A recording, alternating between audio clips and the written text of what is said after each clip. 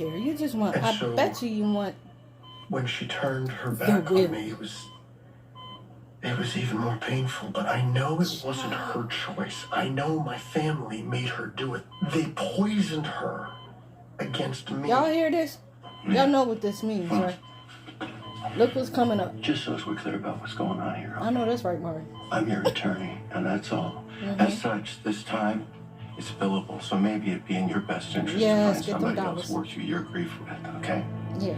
A therapist, or maybe a hospital chaplain. Where's Kevin? No, definitely a therapist. I know that's right. He's behind the gates right now. Exactly who I should be talking to. Oh. My family may have cut me out of Monica's life. Oh, cut. But I'll be damned if they cut me out of her will. Didn't I tell you? If you're right, Lulu, and I'm betting that you are, then we need to find my mother and bring her home. Because if she's not here with the rest of the family, when we say goodbye to Monica, she is going to be in even more pain than she already is. So how quickly can we get to Tracy? Fast. But I know someone who can get to her even faster. Flash? I know. Where is she? Exactly. Dang, y'all let her out of the sight. It's me. All right. And she gone. Thank you. Monica will be greatly missed. Actually, there is something you can do. I need your help with my mother. Hello, neighbors. Welcome back to the channel. Happy Tuesday, Taco Tuesday. Let's get into today's General Hospital review. Okie dokie. So looky. Not just Nathan is back. So is Hat Daddy. Hat Daddy's back this week, y'all. Hey, Hat Daddy. And he is pissed, okay? He is ready to fold Drew. Like, Curtis, just let him do it. Did y'all remember what he did to Joey? Curtis, just for what? Just for us. Just let your pops do it. Please. Yes, Hat Daddy is here to visit, but he is here on a mission to, like I said, fold Drew. He wants the whole family to come together to make sure the Drew shooting does not come down on Curtis. Curtis and Portia both ensured Hat Daddy and Trina. Yeah, that girl. And Trina, that everything is going to be okay. Everything is going to be figure it out. You know, the PCP, he has hope on them, and he know that they'll investigate and see and clear him soon. Yeah, as soon as he said that, then he got a knock at the door, and it was Dante. Hey, Dante. Now, this is when Curtis... okay? Yeah, because when Dante got there, he was like, oh, listen, the ADA has her paperwork, Anna has hers. I just want to go over my questions to make sure I have everything right. Do you mind if I ask you a few questions? Curtis says yes. The whole family just standing right there behind him. Then Dante was like, well, you want to go outside? And then all of a sudden, Daddy was like, no, ain't nobody's taking my son out there. Yada. Okay, all right. Without his lawyer, yeah. So Curtis was like, no, we don't need to go outside. We can stay right here. And Dante looked at him like, you sure? And then Trina's like, whatever you going to say to him, he going to tell us anyway. So you might as well just go ahead and do it in front of us. Baby, you know damn well you should have went outside. Because he sat down and then he went through his testimony about where he went. He stalled for the longest talking about some damn gas station. Forget the gas station. Tell him about the brown dog and who you with. And as soon as he said that, all blood flow left Portia's body. Y'all see that look right there? I'm telling you, she was pissed. Okay. And then I'm trying to think, Miss High Mighty, how you so pissed when you was in Isaiah bed twice? Okay, twice without a blink of an eye. 5 minutes after your husband went out that door and Isaiah came through that door, he went through your door. In 5 minutes, and you sitting up here mad because this man over here had a drink with his ex? That's all he got to do. He wasn't lucky like you. Soon as Dante was done and left out that door, Miss Thane went over there and grabbed her purse and her jacket, pranced in front of Curtis, and was like, let's go.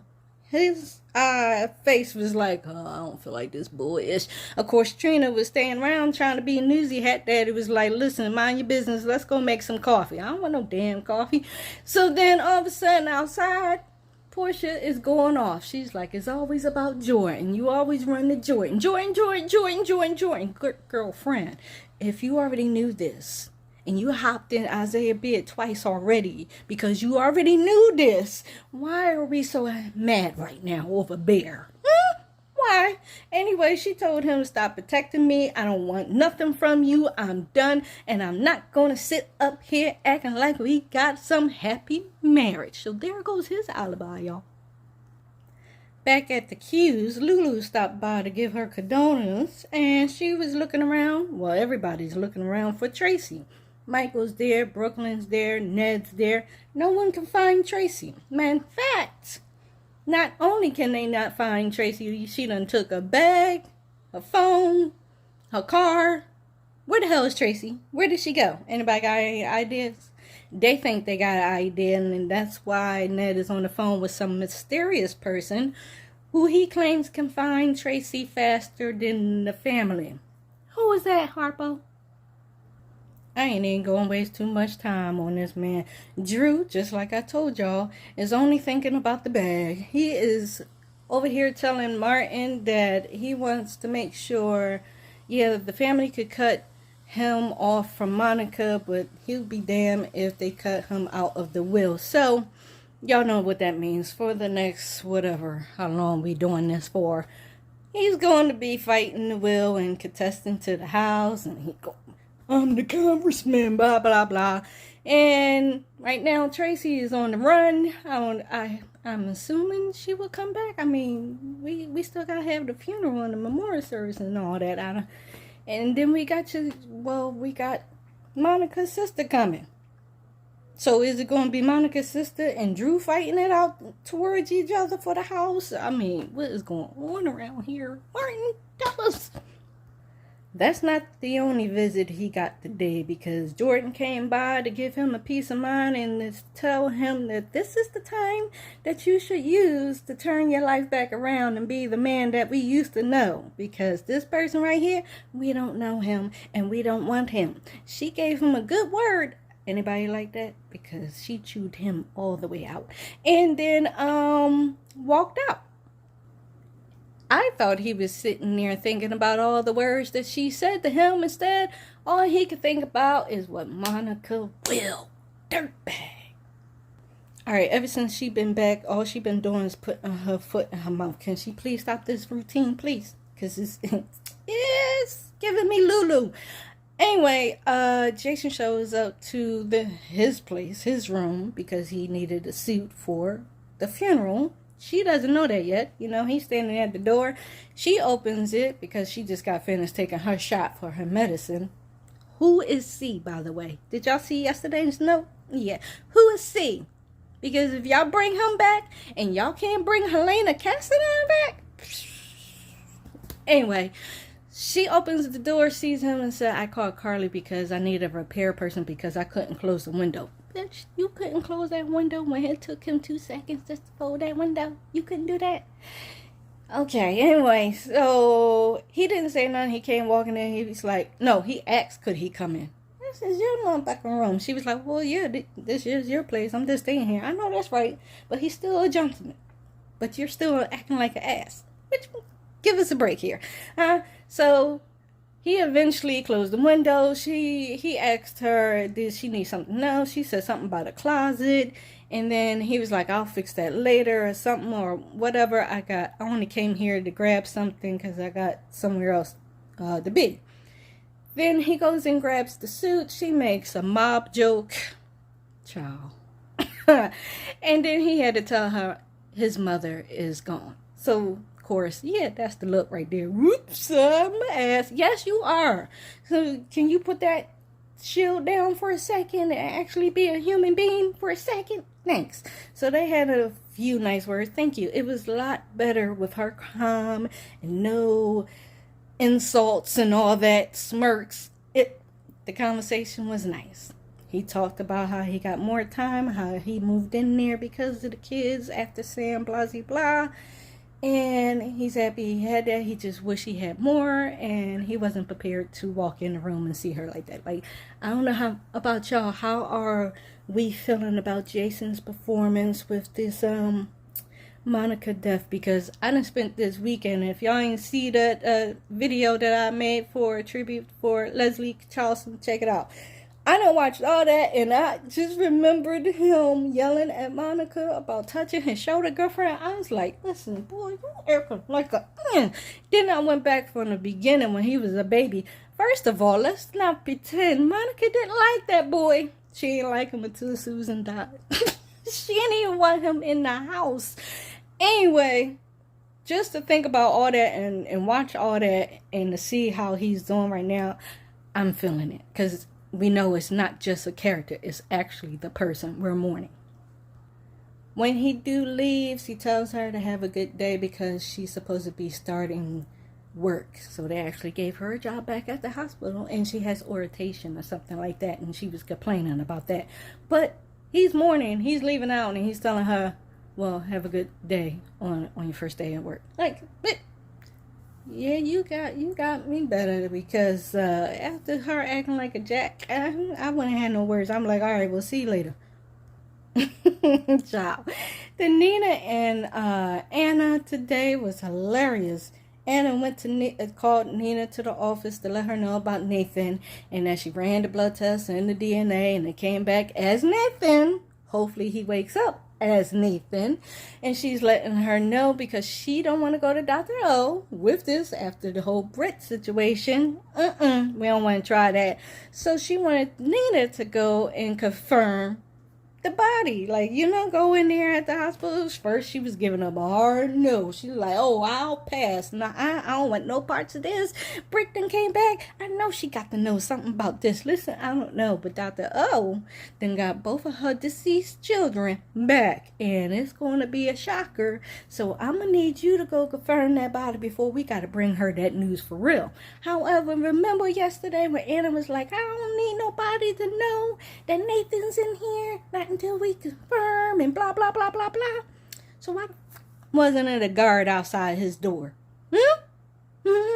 Why for? And wasn't Liz on the whole finding him? So why didn't you let her and Lucas know, hey, make sure no other staff go up in there? Because after the day, Felicia done walked up in the damn room. She damn near passed out when she saw Nathan, and Anna had to pull her out of there. Better job next time, Anna, huh? Anna quickly removed Felicia from that room, girl. Thank you. And then they bump into Nina in the hallway, and Felicia she just stung. Okay, she's she looking at Nina, looking at Anna, looking at Nina. She's like, she probably want to say, do you know about this? And Nina looking at her like, is really Nathan in there?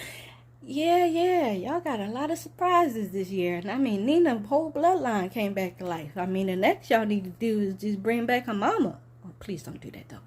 Anyway, Anna explained to Felicia, like, listen, I'm sorry I couldn't say anything. I had to confirm and do this and do that before I could say anything, and have somebody really look at them. Don't worry, I'm going to figure this out. The DNA and blood test says it's Nathan, though. And we both know it couldn't be Nathan because we went to his funeral. Hell, we saw the whole, you know what I mean? But yeah, we here. This is soap world. This is how we do it. So they're trying to figure out how they did it. They're like, wait a minute. We went to Britt's funeral. We went to Nathan's funeral. And we all know who can pull all that off. And they both said, Faison. So if this old man is about to crawl back in here. By the way, the actor though, he only 69. So we might see him. I'm just saying, I want it to be Peter. But if we're going to get old behind Faison, y'all better... I want Helena Cassadine, damn it. Look at him. That's him. Nina goes inside the room. She damn near look like she want to pass out too. Yes, y'all all seeing all kinds of Casper ghosts up in this joint. So she sits down. Then she's just stunned, as pretty much everybody's going to be. Shoot, if Maxie wakes up from that coma, it might put her back in a coma. I don't know. So then she puts her hand to his hand, and he squeezed and woke up and did a smile as she's yelling out, Jay, it's really you? Is he going to know this Nina? Because this the new Nina, y'all. I'm just saying. Stella is back to work. Yay! Martin stopped by to let her know, to see if she was back to work and to go see Drew. So she does know that Martin had pretty much sold his soul so she could get her case dropped. And she thanked him, but she don't want him to work for him. He said, I know exactly who Drew is now and how far I'm willing to go. And trust me, I got this. I sure hope so, Martin. Anyway, Aunt Stella is running her idea to Jordan about she thinks it's Curtis. And Jordan lets Aunt Stella know, oh, I'm pretty sure it's not Curtis. He couldn't do that to no one. Plus, he was with me. Aunt Stella like, excuse me now? Yeah, you remember you wanted them together and stay together as family, Aunt Stella? Your wish might be coming.